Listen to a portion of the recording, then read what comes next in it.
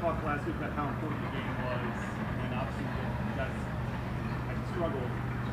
You was asked yesterday, is it worried that the message isn't resonating? Are you worried that the message of the urgency isn't resonating with your younger players on this team? You know what? Someone once said, games like this are like bubble gum. You chew them for a little bit and you spit them out.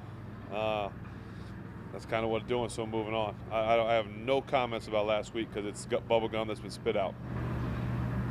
And you expect Humphrey to follow Diontae? It's pretty clear Diontae's a number one target. I would think so. That's what Coach Sully and I were just up there talking about. He likes to go with the one guy, and it makes sense, I guess. So that's kind of what we're going to anticipate. Have you seen Diontae take a step this year to become a true number one type? Yeah, I mean he's crazy talented. The things he can do to get open, his quickness, his speed, his short area kind of bursts and things like that. And even last week, I told him, I saw him yesterday, and told him how proud I was of him not quitting. Even the fact of that is not quitting at the end of that game, just keep fighting through it and stuff. I just think those are all things that show growth and maturity for a young guy that is doing some great things for us. And how much do you think that is a result of the hard work, the work he does in blue after practice? Yeah, he is. He's a guy that busts his butt. I mean, in his locker, he's got the secondary for the team we're getting ready to play goes up on like Monday, so he's constantly looking at it, and he puts the work in, and it's really showing. Ben, you guys are like 7 of the last 8 quarters have struggled offensively, but you had the big fourth quarter. You've had a lot of long drives. You try to remind the guys about the fourth quarter in LA, or to focus more on that of what you guys are capable of doing. No, we haven't. We just got to talk about doing what we know we can do. Just being better, and that's in all phases of the game.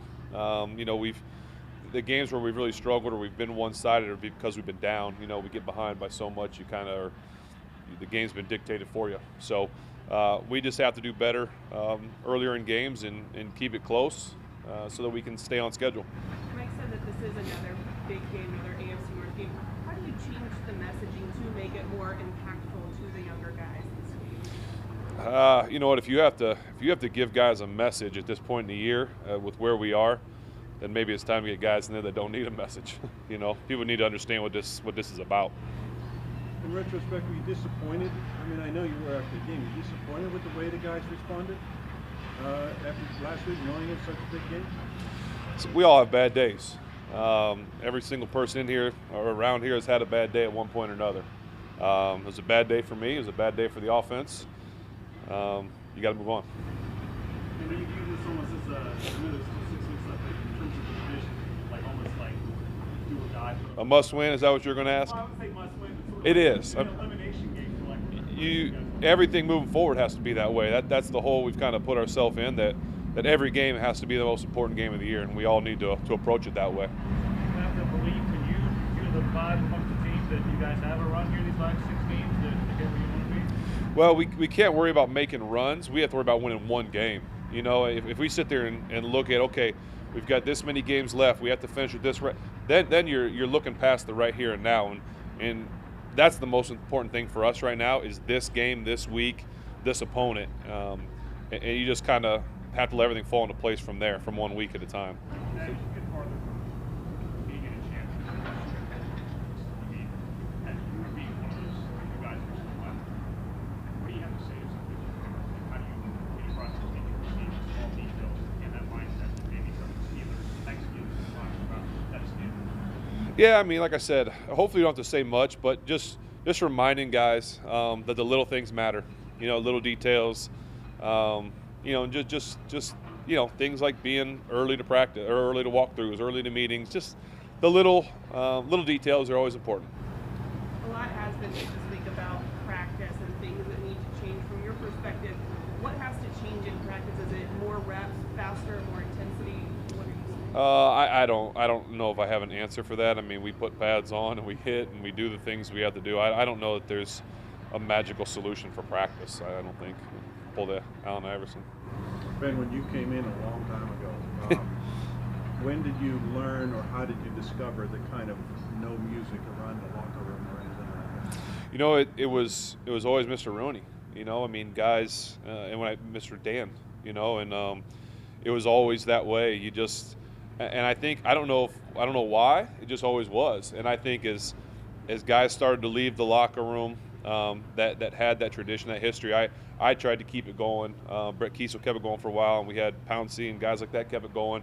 And I always told guys, because people would play music, new guys would come in and play music, and I would shut it down. I was the grumpy old man that didn't want music, and I had a conversation with guys like Cam Hayward and Vince Williams and told them, I said, the reason that we don't do it is because I always wanted, if Mr. Rooney came in the locker room, you wanted to listen to him. You wanted to hear the things he had to say, whether it was about Steelers, about life, just about whatever. I mean, he was like a grandfather to all of us, and so much love for him. And obviously, as new guys came in and Mr. Rooney wasn't around, they don't understand that quite as much. So we tried to pass it on, and even after he passed, I tried to tell guys, like, I still wait for him to walk through that door, to come talk to you, and you just want to listen to him because he was so soft-spoken, but it was so wise.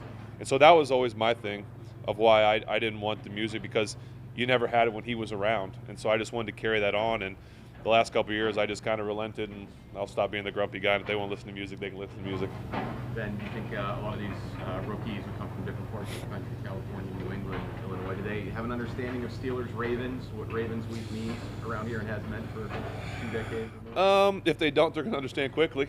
I think this rivalry, this game has been played out on TV for so many years that if you're a football fan, how do you have to know about it? You don't know personally what it's about yet. One new wrinkle to it. Big Al over there on that side, for once. Have you talked to him at all? Been in touch with him since he left here or anything like that? Al who? Villanueva. Oh. Alejandro. Al's my guy. He'll always be my guy. It's part of the challenge of facing the Ravens. You know what to expect, and it's the unexpected. They're going to bring guys from all over the world. Yes, always been that way. From Ed Reed, Coach is showing today that Marlon Humphrey kind of does some same stuff where he's on the line of scrimmage, the next thing you know, he's 20 yards deep. And that started, probably 20 years ago, even before I got here with Ed Reed. I mean, he would be at the line of scrimmage when you looked left and you looked back right, he was gone. You can know your opponent, like everyone talks about, we know them, they know us. But at the end of the day, you really don't, because you don't know what to expect. Man, how different is it with Queen now? Is he kind of filling into that hole? Yeah, he's taken. I mean, he was a good player last year, but he has taken a huge jump, and he's going to be a force to be reckoned with in this league and this rivalry for a long time. Were you in practice today? Mike's kind of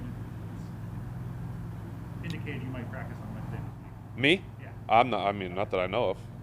He hasn't told me he even needs me to practice. And you mentioned the reverence you guys have for Mr. Rooney and the Steeler way. Do you worry as you age into be one of those guys who's on the outside and watches games? And you're probably not going to be that guy that's going to be venting on social media or whatever. But do you worry that the Steeler way, the mystique or whatever might, that these young guys understand it? I mean, is it your job? Do you think it's part of your job to kind of let them know when you walk out that it still exists? First and foremost, when I retire, I might become a social media star. I don't know.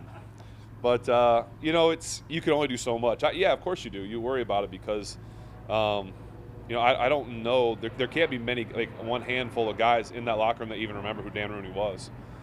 And so it's you can pass it on. And like I said, I told those guys a story of why I didn't want the music, because you love to hear the stories, and I just told you all that. But you can only tell guys those stories so much where they kind of are like, okay, it's just someone just talking kind of thing. So you can pass on tradition all you want, but the further you get away from something, the harder it is to do. And I'm sure at some point I'll be sitting at home just like, I'm sure there's probably some veteran guys that I played with that watch us or hear the people talking in the media or some of the things that happen and probably shake their heads and say, man, they wish that's not the Steeler way, or that's not the way that we used to do it.